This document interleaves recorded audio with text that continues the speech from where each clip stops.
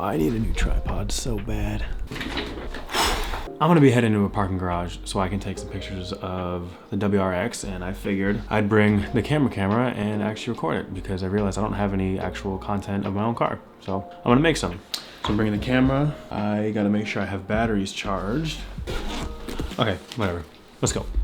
Okay, is that working? All right, well, here it is.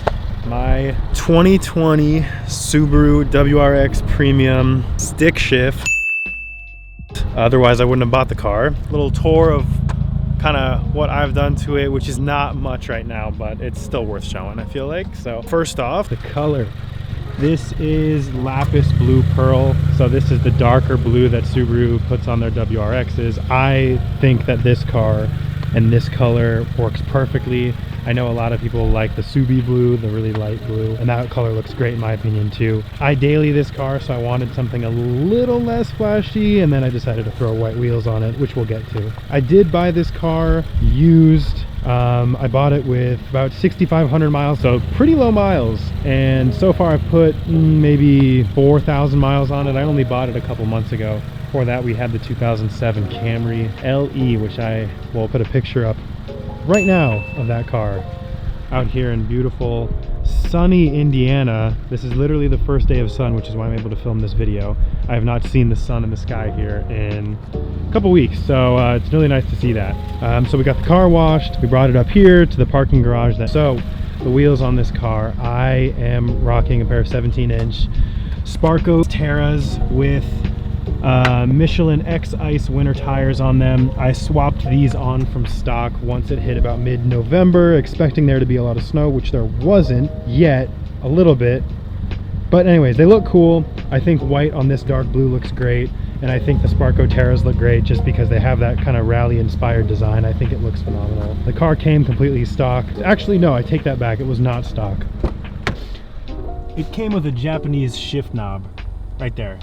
So we do have a Japanese shift knob. So that is, I guess, if you want to consider that a modification. I don't know where the stock one was. The dealership did not have it, but whoever had this car before did that.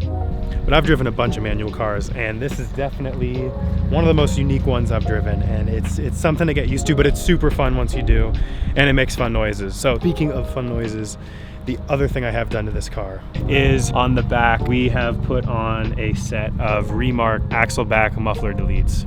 And the reason I did that is because I had seen a lot of people that had WRXs put on the Axel-back muffler deletes, and I'm not a huge fan of making cars just loud. I like to have good tone. I'd rather it be way quieter and have good tone, but in all honesty, I'm pretty surprised. Taking the mufflers off this exhaust, actually makes a pretty decent sound, and it pops, and it's fun, and it burbles. Subarus are really growly, even on the FA20 motor like this. It's not an EJ, it's not an STI. It still sounds pretty good, and I'm still happy with it. That's also part of the reason why we're at the garage today, is because it echoes.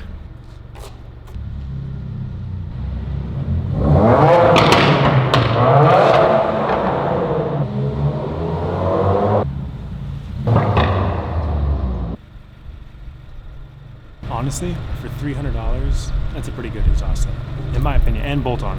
But yeah, so other than that, there's not much else done to the car. Oh, the other thing, I got a set of Rally Armor mud flaps right here. If you're gonna buy a Subaru, you gotta buy these mud flaps. This is the way to go, in my opinion.